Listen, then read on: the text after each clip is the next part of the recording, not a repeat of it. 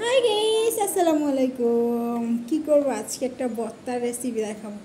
আমি নিজের হাতে ভর্তা করবো, আর আমি এত সুন্দর ভর্তা করতে পারি এটা আপনারা চিন্তাই করতে পারবেন না। Wait and see. এই যে মা।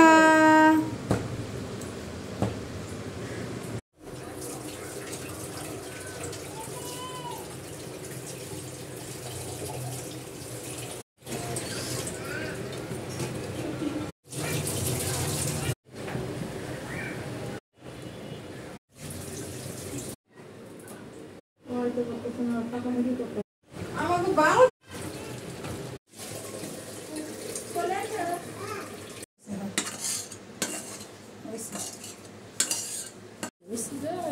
ওইসে ওইসে